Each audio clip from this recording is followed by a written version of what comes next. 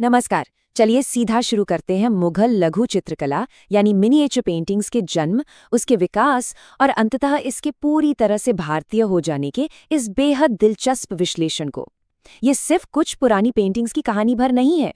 सच कहूं तो ये एक पूरी की पूरी सांस्कृतिक यात्रा है कि कैसे एक विदेशी कला शैली ने भारत की मिट्टी में अपनी जड़ें जमाई और एक बिल्कुल ही नई पहचान बना ली।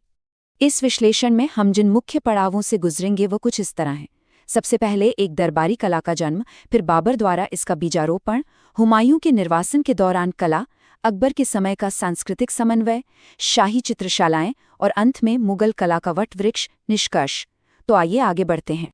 हमारा पहला पड़ाव, एक दरबारी कला का जन्म।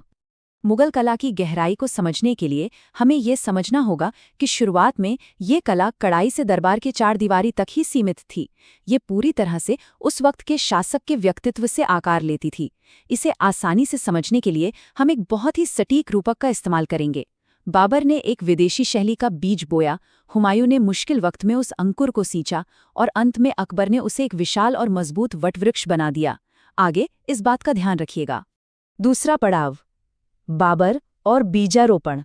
दिलचस्प बात यह है कि इस विशाल कलात्मक साम्राज्य की नींव भारत की स्थानीय परंपराओं से शुरू नहीं हुई थी। जब 1526 में साम्राज्य की स्थापना हुई तो बाबर असल में भारत में ईरानी हिराज शैली का बीज अपने साथ लेकर आए थे। वो अपने साथ शाहनामा की सचित्र प्रतियां लाए थे। मतलब ये सिर्फ सत्ता का बदलाव नहीं था, बल्कि एक पूरी तरह से नई कलात्मक सोच की भारत में एंट्री थी। अब देखिए, ऐतिहासिक रिकॉर्ड से एक बहुत ही कमाल की बात पता चलती है कि बाबर की कलात्मक परख कितनी पैनी थी। उन्होंने उस्ताद बेहजाद की तारीफ तो की और उन्हें पूर्व का राफेल बताया, लेकिन साथ ही दाढ़ी रहित युवा चेहरों को ठीक से न बना पाने के लिए उनकी आलोचना भी की। वहीं उस्ताद शाह मुजफ्फर को उनके एकदम सटीक और असली दिखने वाले व्यक्ति चित्रों के लिए बहुत ऊंचा दर्जा दिया।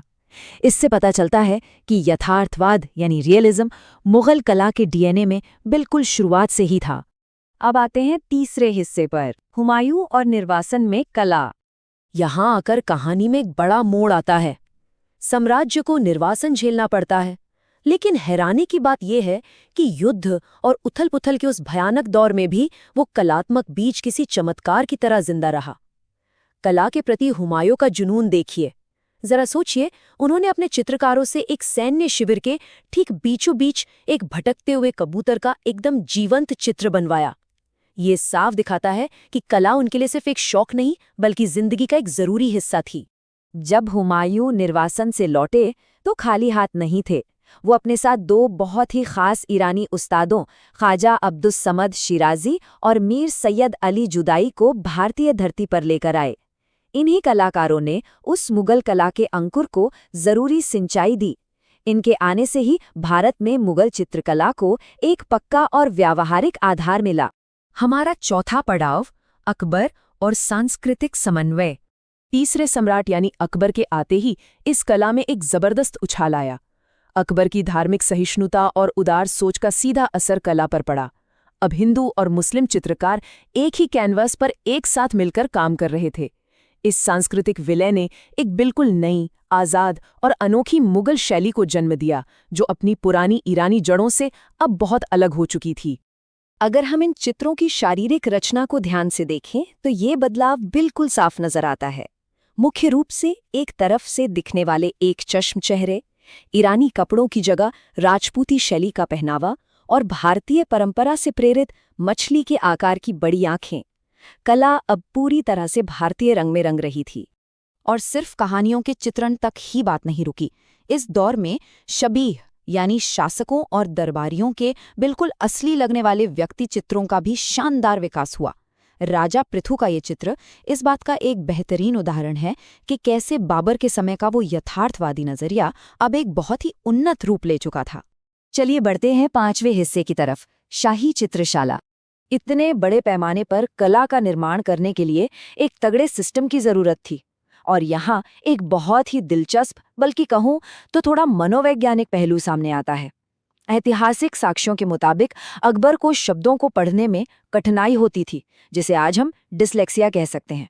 शायद इसी चुनौती ने उन्हें लिखित पाठ की जगह दृश्य कहानियों और विशाल सचित्र महाकाव्यों का सबसे बड़ा संरक्षक बना दिया। वो कहानियों को पढ़ने की बजाय देखना पसंद करते थे। अकबर के इन महान सचित्र महाकाव्यों का स्केल वाकई हैरान करने वाला है। जरा देखिए, हमजानामा में 2400 विशाल चित्र शामिल थे। वहीं रज़मनामा तो महाभारत का फारसी अनुवाद था, जिसे शानदार चित्रों के जरिए जीवंत किया गया था। ये उस वक्त के मुगल दरबार के काम करने के विशाल स्तर को बखूबी दर्शाता है। इस काल में केवल विषय वस्तु ही नहीं बदली, बल्कि चीजों को देखने का नजरिया ही बदल गया। यूरोपीय प्रभावों और कुछ स्थानीय प्रयोगों ने परिप्रेक्ष्य यानी पर्सपेक्टिव में क्रांति ला दी।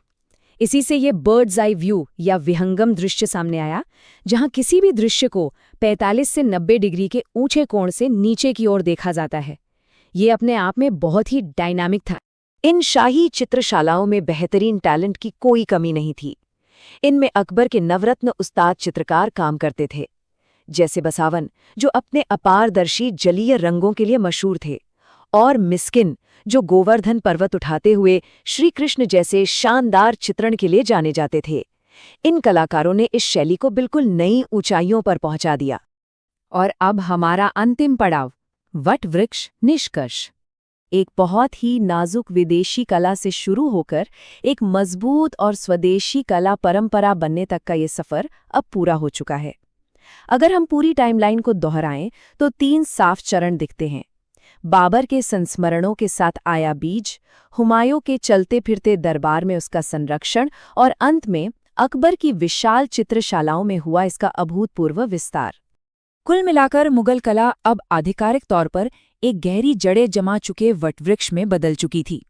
हिंदू और मुस्लिम कलाकारों के साथ मिलकर काम करने और राजपूती तत्वों के जुड़ने से ये अब पूरी तरह से एक अनूठी और विशुद्ध भारतीय दरबारी कला बन गई थी।